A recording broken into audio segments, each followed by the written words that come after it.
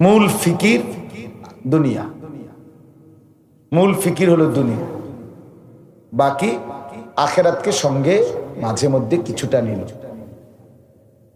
আর আরেক দল হলো ইমানদার, যাদের মূল ফিকির আখেরাত, দুনিয়াকে সঙ্গে রাখে, দুনিয়াকে সাথে রাখে, কিন্তু ধ্যানে জ্ঞানে চিন্তায় ফিকিরে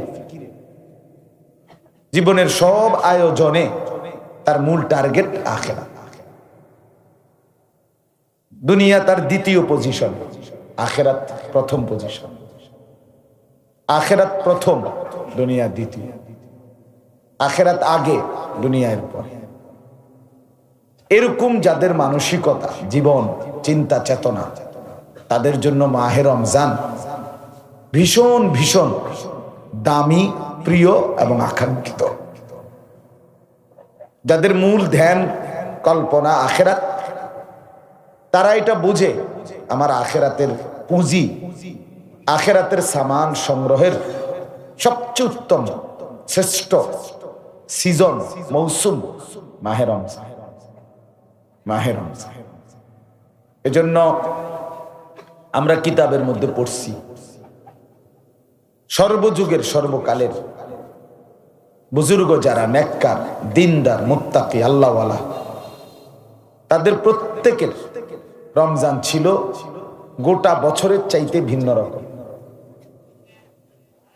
ভারতীয় উপমহাদেশের বিশ্ববিখ্যাত বুজুর্গ শেখুল হাদিস হযরত মাওলানা জাকারিয়া রহমতুল্লাহ আলাইহি দাওয়াত ও তাবলীগের সাথীরা যে তালিম করে, যে ফাজাইলে আমাল কিতাব, এই কিতাবের যিনি লেখক, শুধু এই কিতাবের না, অসংখ্য অগণিত কিতাবের লেখক এবং হাদিসের একজন শ্রেষ্ঠ ব্যাখ্যাকার, ৬০ বছরের চাইতে বেশি সময় যিনি রাসূলুল্লাহ সাল্লাল্লাহু আলাইহি ওয়াসাল্লামের হাদিস পড়াইছেন।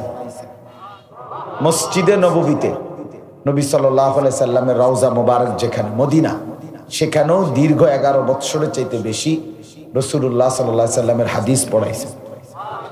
এমন মহান মানুষ তিনি, শেখুল হাদিস হযরত মাওলানা জাকারিয়া রহমতুল্লাহ আলাইহি। ওনার একটা কিতাব আছে আকাবির কা রমাদান, আমাদের পূর্বসূরি মহান মনীষীগণের রমজান কিভাবে কাটত, কেমন ছিল তাদের রমজান,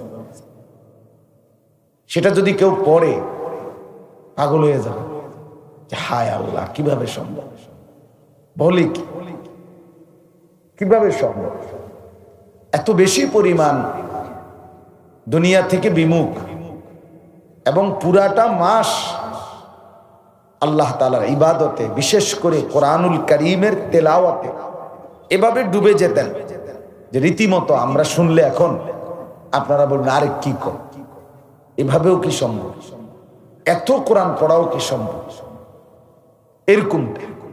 তার মানে সর্বযুগের নেককার বুজুর্গ, আল্লাহওয়ালা, দিনদার, জান্নাত প্রত্যাশী, আখেরাতের প্রতি আগ্রহী যারা, তাদের জন্য মাহে রমজান তাদের জিন্দেগীর সবচেয়ে আকাঙ্ক্ষিত প্রিয় মাস, সবচেয়ে প্রিয় মাস।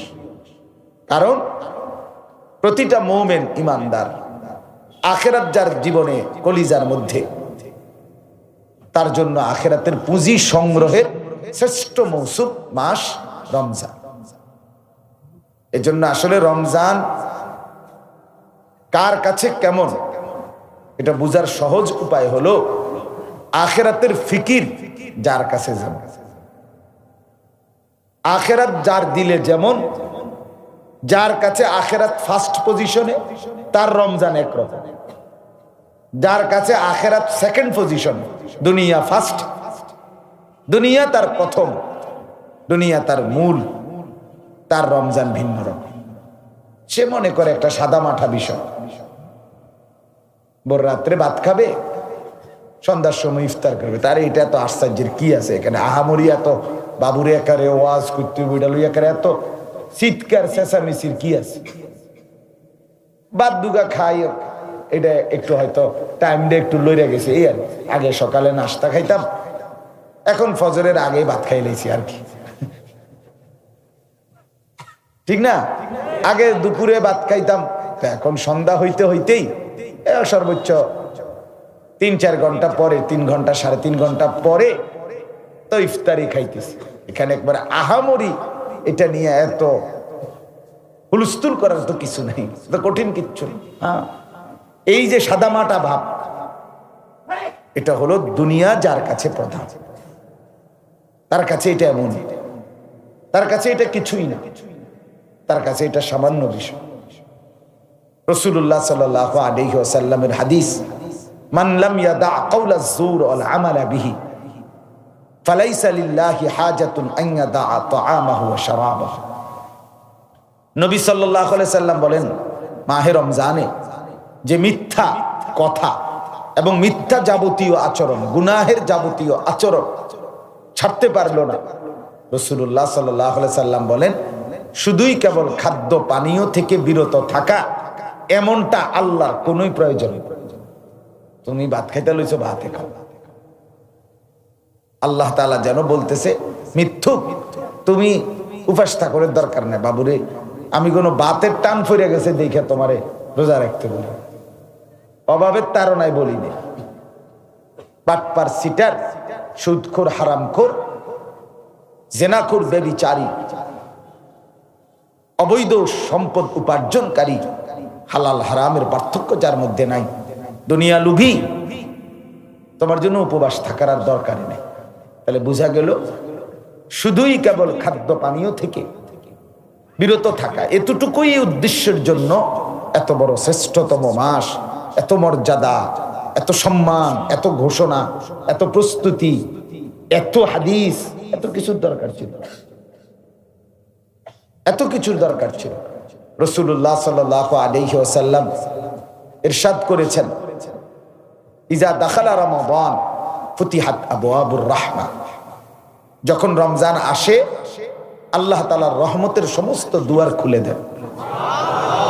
ওয়া ফি রিওয়ায়াতিন ফুতিহাত আবওয়াবুল জান্নাহ, আরেকটি রিওয়ায়াতে আছে আল্লাহ তাআলা জান্নাতের সমস্ত দুয়ার খুলে দেন।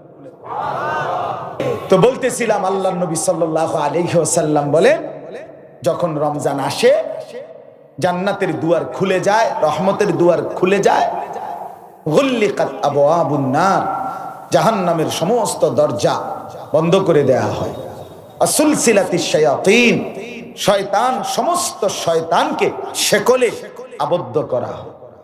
তাইলে আল্লাহর নবী সাল্লাল্লাহু আলাইহি সাল্লাম এত বড় মর্যাদার কথা শুনাইলেন, আল্লাহ তাআলা এত বড় মর্যাদার কথা শুনাইলেন, তাহলে আল্লাহ এবং তার রাসূল কোরআন এবং সুন্নাহর মধ্যে রমজানের এত এত মর্যাদা, এত এত বৈশিষ্ট্য বললেন, শুধুই কেবল এই সাদা মাঠা ভোর রাত্রে ভাত খাবেন আর সন্ধ্যাবেলায় ইফতার করবেন, শুধুই এটুকুর জন্য না।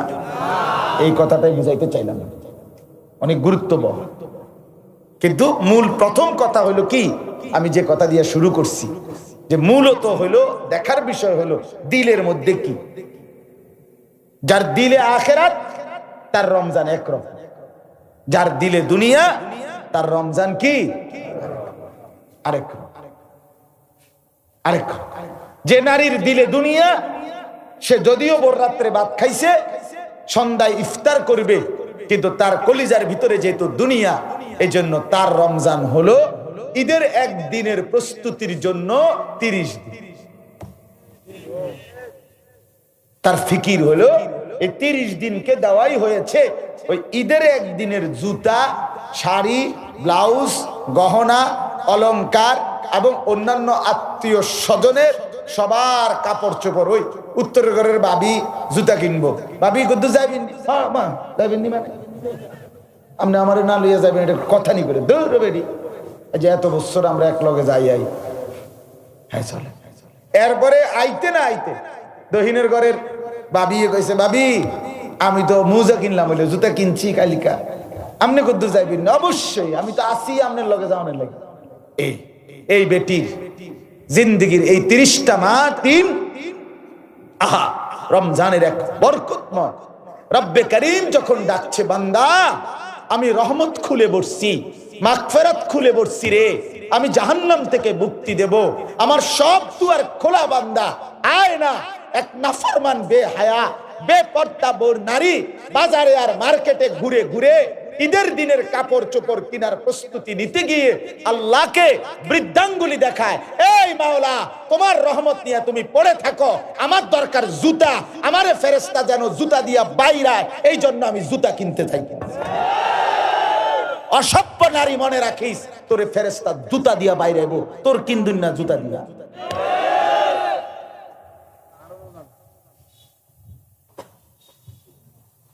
আশ্চর্য, এতটা খামখেয়ালির জন্য আল্লাহ তাআলা মাহে রমজান দেন নাই।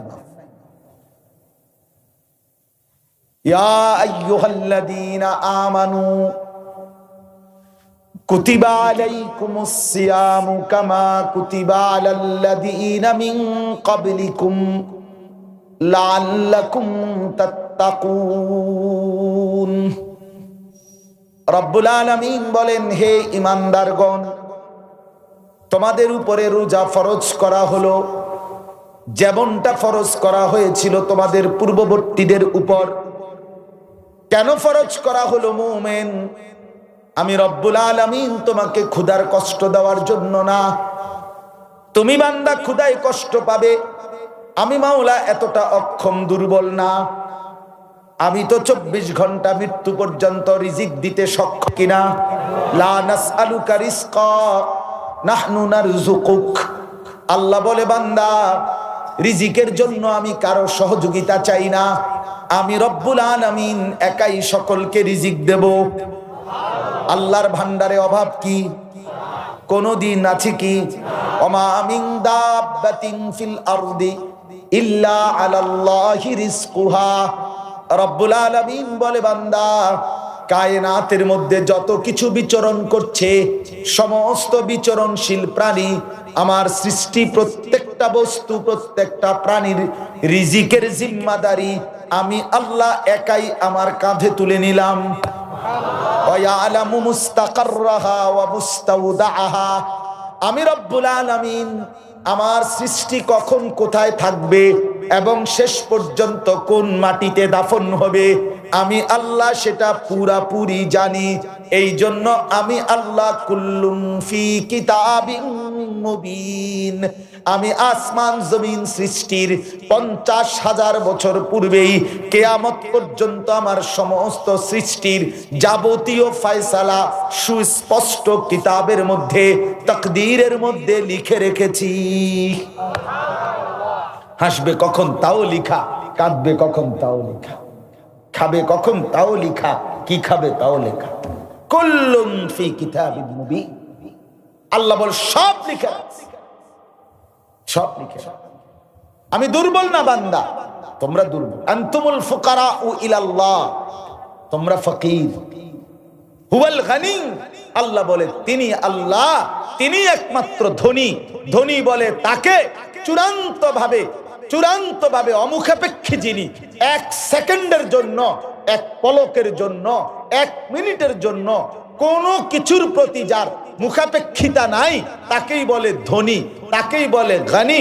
আর এর বিপরীত যে যখন যেই জিনিসের মুখাপেক্ষী, সেই ফকির। কাজেই পৃথিবীতে কোনো বড় লোক নাই। মানুষ ধনী হয় না। মানুষ কি হয় না? ধনী শুধু আল্লাহ। ধনী শুধু কে? আমরা সব ফকির। আনতুমুল ফুকারা, আল্লাহ বলছে তোমরা সব ফকির, সব ফকির। আপনারা বলেন, এখানে একজন মানুষ বলেন যে ধনীর সংজ্ঞা কি? সর্বনিম্ন কত টাকাকে বলে ধনী? মানে ধনী হওয়ার মাপকাঠি কত? 1 কোটি টাকা? বলেন ভাই, যারা SSC pass, inter pass, honours পড়েন, আপনারা আপনাদের কোনো বই থেকে, যারা আপনার ব্যবসায় শিক্ষা পড়েন অথবা যারা অন্যান্য বইপত্র পড়ছেন, বলেন কোন বইতে এটা লেখছে ধনীর সংজ্ঞা? কত টাকা হলে ধনী বলে? বিল্ডিং কয় তালা হইলে তারে বড় লোক কয়? 4 তালা, 2 তালা? তো তাইলে ধনীর কোনো সংজ্ঞা নেই। সম্পত্তিটা আপেক্ষিক। আপনার 4 তালা, তো নিচতলাওয়ালা আনা মনে করে আপনি ধনী, কিন্তু যার বাড়ি 20 তালা, এটা তো আপনার গণা তো ধরে না। আপনি কি দেন বেটা? ফালতু মাতবরি করিস বেটা। কথা বলেন না কেন? আপনি গাড়ি চলেন, আপনার গাড়িটার দাম যদি হয় 10 লাখ টাকা, তো যার গাড়ি 1 কোটি টাকা, তাই তো আপনি এটারে প্লাস্টিক করেন। বাস ওলাই তো কয় প্রাইভেট কারে প্লাস্টিক। বাসের যে হেল্পার ওই দরজার লগে যাইতে দাঁড়ায় থাকে কন্ট্রাক্টর, তে তো ড্রাইভারের কয় ওস্তাদ বামে প্লাস্টিক। আরে কিরে ডাকাই তুই কি কর? ঢাকা শহরে তো অ্যাভেলেবেল ওস্তাদ বামে প্লাস্টিক, বামে বলে প্লাস্টিক বলে। আমি যে গাড়িতে চলি ওই প্রবক্স মানে প্রাইভেট কারের মধ্যে জাপানি সবচেয়ে কম দামি যেটা, এটা এর থেকে কম দামি আর নাই। হ্যাঁ বাস্তব। তো এইটাতে আমার পরিচিত একজন জাপানিজ, উনি বলছে হুজুর আপনি যে গাড়ি চলেন এগুলো আমাদের জাপানে ওইখানে এগুলো দিয়ে ছাগলটা নেই। কসম উনি বলছে পৃথিবীতে ছাগলটা নেই। তো তেনায় মাতবরির কি আছে, কীর্তন মাতবরি করেন আপনি বলেন, অহংকারের কি আছে বাপ, বড়াই করার কি আছে দোস্ত?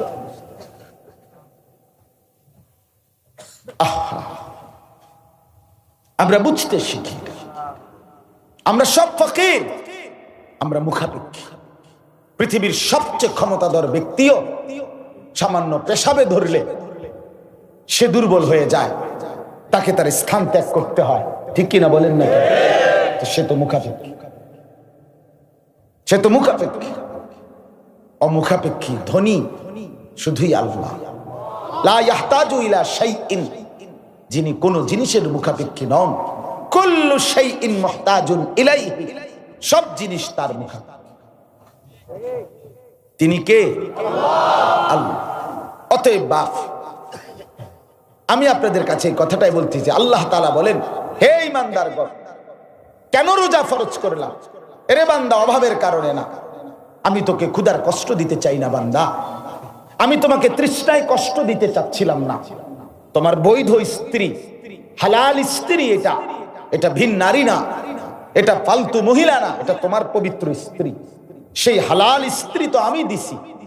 অমিন আয়াতিহি আন খালাকা লাকুম মিন আনফুসিকুম আজওয়াজা, আল্লাহ তাআলা বলেন, আমার কুদরতের নিদর্শন, আমি প্রত্যেক পুরুষের দেহের অংশ থেকে তার জন্য তার স্ত্রীকে বানিয়েছি।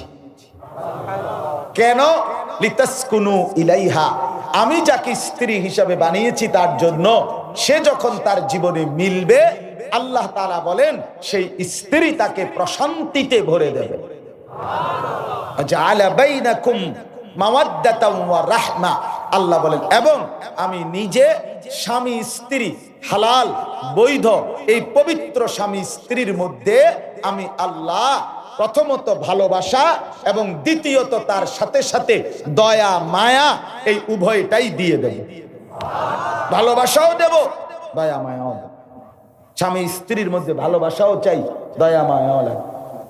সুখের সময় ভালোবাসা তো হলোই, কিন্তু দুঃখ মুসিবত বিপদে অ্যাক্সিডেন্ট আর দুর্ঘটনায় স্ত্রীর কলিজার ভিতরে যদি স্বামীর প্রতি দয়া না থাকে, স্বামীর দিলের মধ্যে স্ত্রীর প্রতি যদি দয়া মায়া না থাকে, তো এই বন্ধন আর টিকে না। আল্লাহ বলেন, এটা আমি দিই, আমি এটা দেই, এটা আমি দেই। আল্লাহ তাআলা বলেন, এটা আমি করে থাকি। তাইলে ফাঁকি দিয়ে একটা কথা যুবক ভাই বলে রাখি, নওজোয়ান অনেক ভাই তোমরা আমার বন্ধু, মাঝখান দিয়ে কথাটা প্রাসঙ্গিক হিসাবে আমি বলে নিলাম।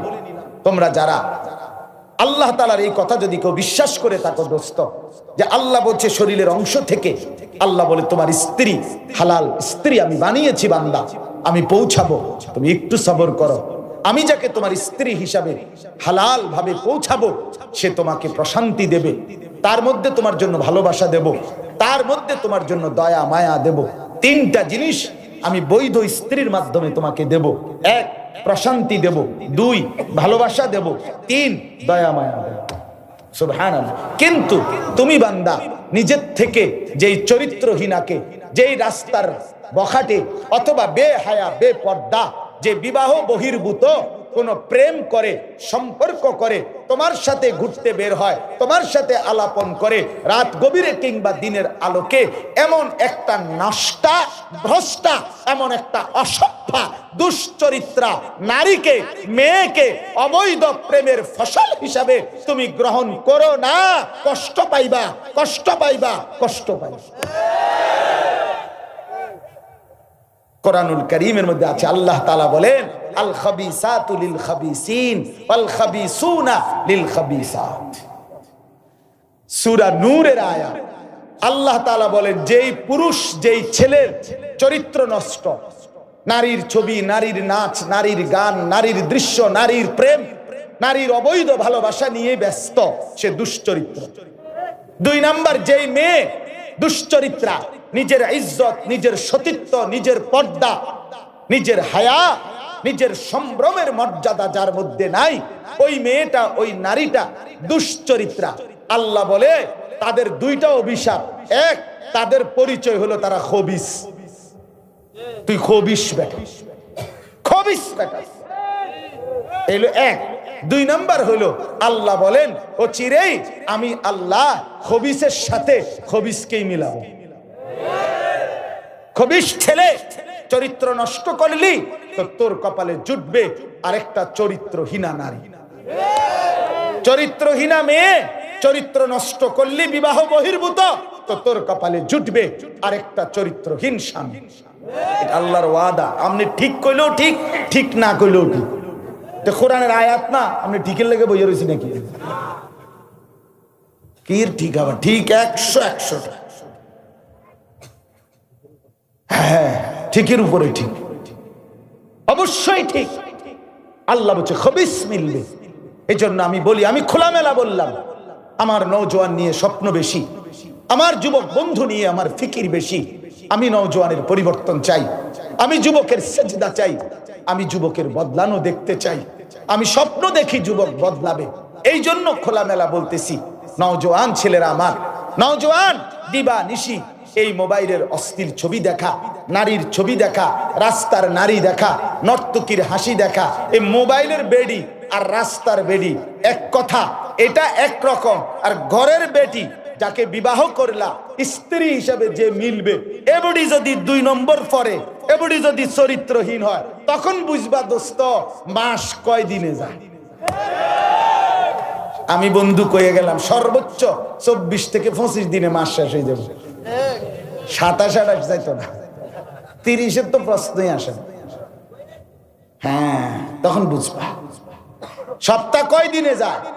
মঙ্গল থেকে বুধবারে সপ্তাহ শেষ হয়ে যাবে, বৃহস্পতি শুক্রবার আর কপালে জুটতো না। মানে স্ত্রী যদি খারাপ হয়, বউ যদি 2 নম্বর হয়, নারী যদি পরকীয়ায় আসক্ত হয়, স্ত্রী যদি ভেজাল হয়, আহা, তার চাইতে বড় লানত, অভিশাপ তার ঘরের মতো, সংসারের মতো দোজখের টুকরা, জাহান্নামের টুকরা কিছু হইতে পারে না।